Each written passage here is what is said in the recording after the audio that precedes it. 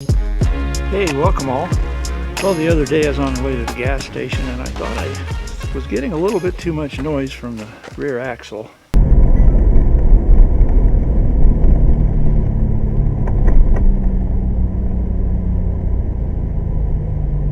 It could have just been the exhaust. I'm going to change the rear axle fluid, differential fluid, in this 98 Corvette. And I made myself a little cheat sheet here.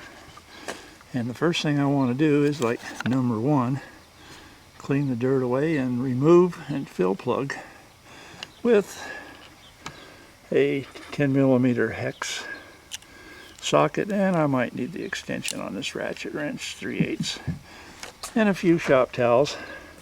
And I got my owner's manual here. I got a little more information out of it. I'll go into later when I tell you what fluid I used. So for now, I'm going to do number one, clean the dirt and away and remove the fill plug. That's the top one. There's an information tag there telling me my axle ratio is 315 at the top, and it's a Getrag axle and a number. And right there is the fill plug. Looks pretty clean. I'm going to go ahead and take it loose with that 10mm hex socket.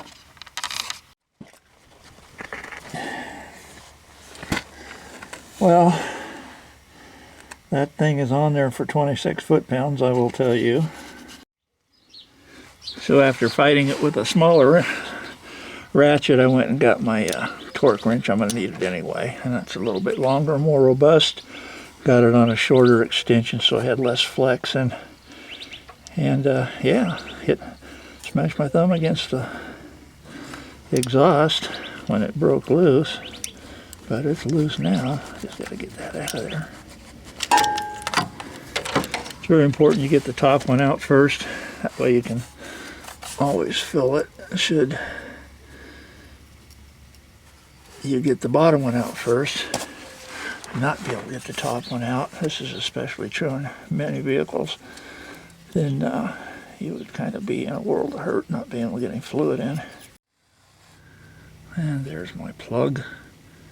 And I guess the washer for this is the tag. Alrighty. Okay, let's see what's on the list. So what I want to do now is check the fluid level. See that it's no lower than 1/4 inch below the opening. And then go on and remove the drain plug. Old school stuff. I used to just reach in and take your pinky, tight squeeze here, and then feel in there.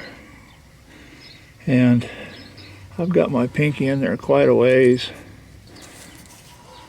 and that's what I got. But I gotta say, I don't believe that's within 1/4 of the inch from the top. I have the vehicle fairly level, feeling down about 1/4. Yeah, I don't know. That's what I'm looking at. I'm gonna leave that fill opening open to help allow it to drain a little bit better when I take the bottom plug loose, and that's where I'm gonna go next. I cleaned around it with my shop towel. I suppose a little carburetor cleaner would have cleaned it better.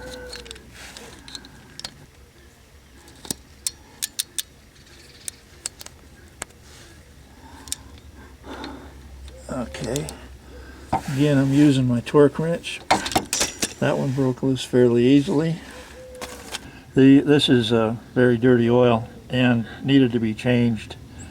I believe the owner's manual really didn't say when to change it, but I found a Haynes manual that said about every 30,000 or 4 years. They say if your engine is warmed up or your vehicle's warmed up, it'll drain a little easier for you. Just to remind you, this car was sitting for 10 years and not been driven, so there's lots of things it's needed, and not to mention the stuff it needed when it was parked. So here we go. Boom. Yeah. Look how golden clear that is not.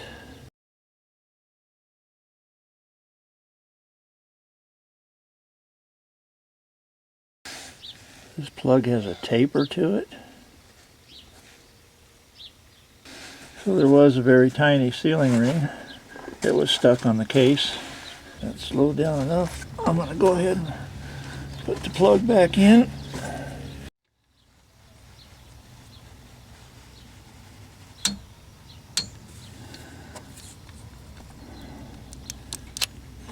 Okay, that's tightened to torque. Okay, number 3, clean dirt away and remove drain plug and drain in container. Done. Install drain plug, tighten to 26 foot-pounds. Done. Now I got to add the GM limited slip differential additive, 4 ounces. My owner's manual for the 98 Corvette that I have here was calling for this 80-90 weight with the GL5 rating right here that is not, doesn't look like it's synthetic. And it was also calling for limited slip axle or differential lubricant. So I'm going by what my owner's manual says. I am going to put, this is like old school 80-90 weight, but it's rated GL5. They did say that. So I'm going to put this in there. I don't have this bottle open yet. This is just for test purposes, but looks to me like I can go up like this and get pretty much all of it right in there by squeezing it in. Okay, this is for real.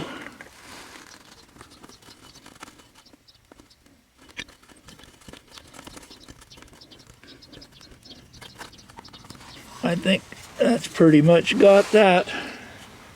Okay, I can check off number 5, that's done. Now number 6, add GM synthetic axle lubricant or equivalent, even with the bottom hole no lower than 1/4 of a bead. Excuse me, no lower than 1/4 of an inch below the fill opening. Then install the fill plug and tighten to 26 foot-pounds. I'll be using the little pump that you've seen me use in all my other videos. So here goes, I'm going to start pumping it in.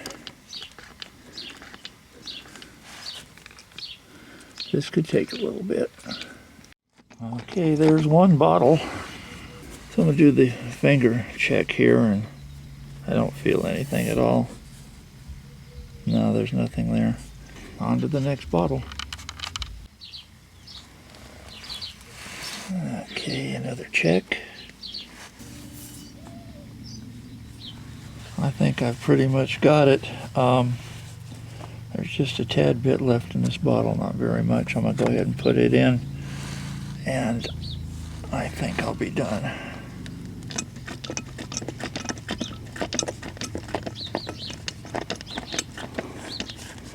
Okay, give it another check. So that's 2 bottles for me. I don't know what it's going to do for you. Anybody else that does this, but because, like I said, this may not be like as level as yours. Now, what I need to do is put the plug back in.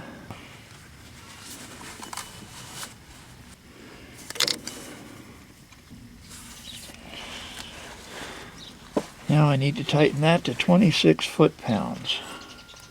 Well, I just re-leveled the vehicle. Give myself a double check on this.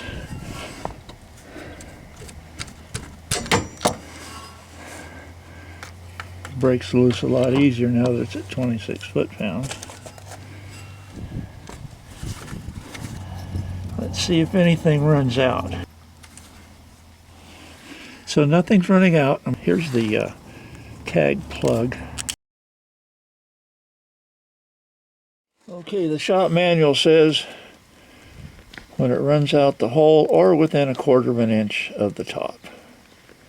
And according to my owner's manual, it takes 1.5 quarts, and I've just put the extra 2 ounces in, I believe. So I'm going to check it with my pinky again. Okay, it's right there at 1/4 of an inch, at least, maybe a little bit higher. And I'm not going to go anymore with this. Fill procedure is done. I've got it within 1/4 of an inch of the top. And I believe I have the full 1.5 quarts in it without it actually going out the hole and draining all over. And I want to put this back to 26 foot-pounds of torque.